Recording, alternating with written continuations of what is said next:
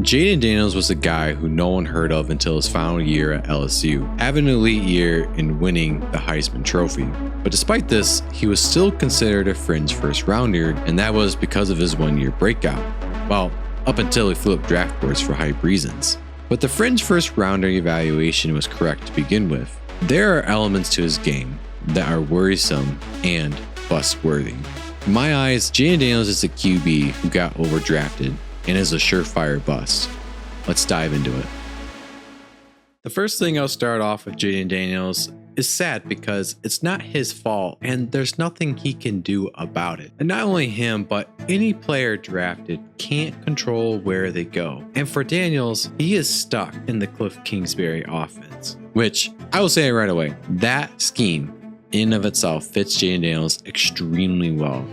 That LSU offense was about tackling vertically, and that is what Cliff's offense is all about. However, and this is where the but is, he is stuck with Cliff Kingsbury, who is a complete idiot when not evolving his scheme. The reason that it fell apart for the Cardinals is because of Kingsbury not giving his players the best chance to win. The biggest example is not moving DeAndre Hopkins around.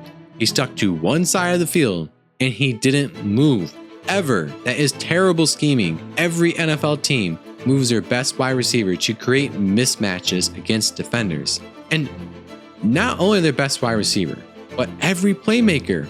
But Cliff did not do that, which is just mind-blowing because when he first came into the NFL, he learned what everyone was already saying, but that you can't run a plain, basic, vanilla ice cream air raid system in the NFL. It doesn't work.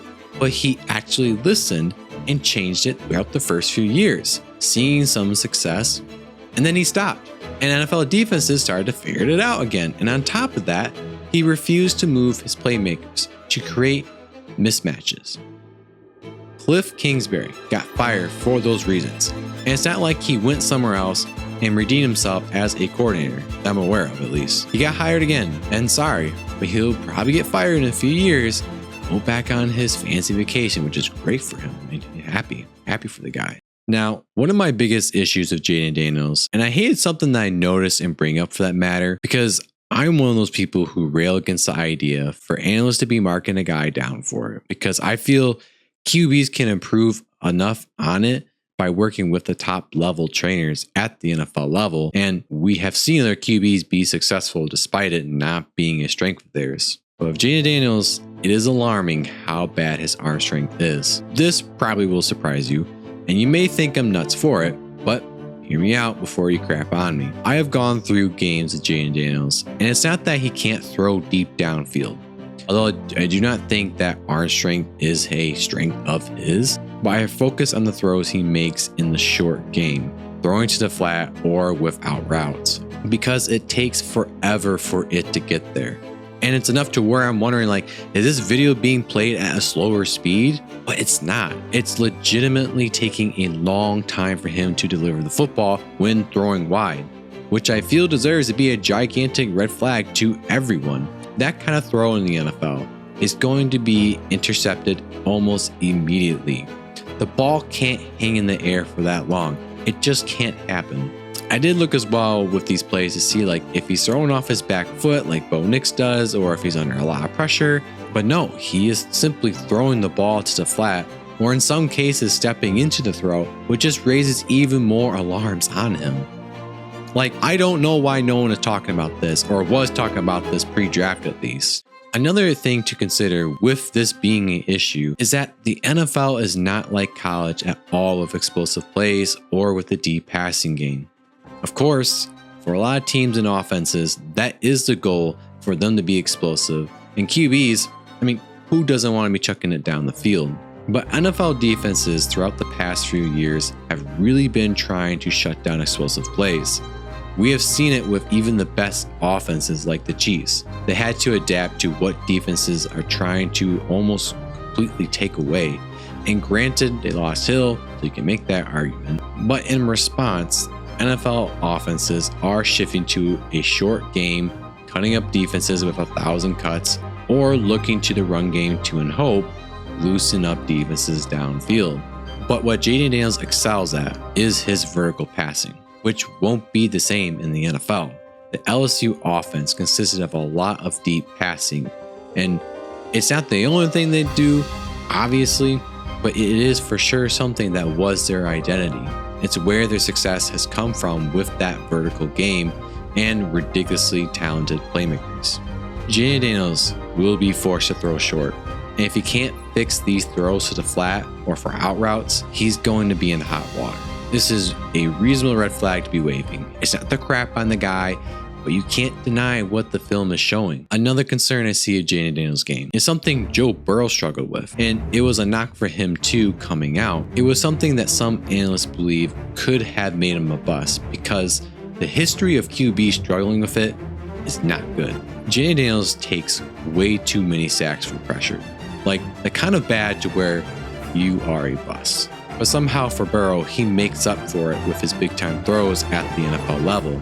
For Jayden Daniels, he's going to have to do the same, but big time throws is not his thing. His secret sauce is scrambling and being extremely accurate, which I don't think is a knock on him, but when you look at Burrow, he had to fix it or make up for it in a significant way, and he even admits it here. You were sacked, what, 7 times in the Super Bowl? Something like that. Well, here's the thing about sacks. So there's good sacks and bad sacks, right? Sure. You look at the stats, yeah, I got sacked a lot, but you look at when they happen, third down sacks, who cares about third down sacks? I'm going to try to extend the play as long as I can on third down to get the first down. Unless I'm in field goal range and it's going to back me up, then I'll throw the ball away and get some points. But I think sacks are an overblown stat. Yeah. Now, what doesn't help any of this, and this is where I feel the trouble comes in for Daniels and for the case of him being a bust, is that Washington's offensive line is not in the best shape. We saw that last year with Sam Howell being under center for the Commanders, struggling with getting sacked. And you could argue it's on him at times, but it also was on the offensive line, which right now has some big holes because some of the linemen have left. It might be a complete disaster with Daniels' weakness being taking sacks and the offensive line in Washington not looking good right now. It's not likely that he will be able to easily overcome this. And speaking of unlikely, there is something else that not only applies to Jayden Daniels, but other players in the past who were the same and turned out to be absolute busts. Funny enough, Joe Burrow was one of those players, but he was and is the exception. Jayden Daniels is a one-year breakout player. He was not elite at all before this. He demonstrated being a second round, third round player before this year, and then he broke out with his final year in college, and that's great and all. It's great he won the Heisman, he deserved it, but the history of QBs that had a one-year breakout is not very good. Here's the list of top QB draft prospects with one-year breakouts. It's not looking good.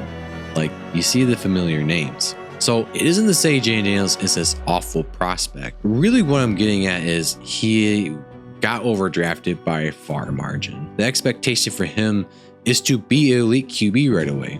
And with the NFL being a completely different animal than college, I just don't see that happening. We know that given Daniels' weaknesses, he is going to have to fix it right away, or Washington is going to have to be patient with him. The NFL is not very patient. They expect big things from high draft picks right away. It's an unfortunate narrative that hopefully the NFL will move away from, and I feel like some teams are anyways. So that being said, Jayden Daniels is not going to have the best situation to be going into given his strengths and his weaknesses. Being put with a bozo like Cliff Kingsbury. I think Daniels is a surefire bust, but I hope not. I mean, I don't want that for anyone. It's just not the reality of life and what the NFL is. What is a reality though is a QB that is about to become the next Drew Brees. A guy that got drafted in the same draft as Jayden Daniels. A guy that even went to the perfect fit for the narrative. Bo Nix will be the next Drew Brees. Check out the video here.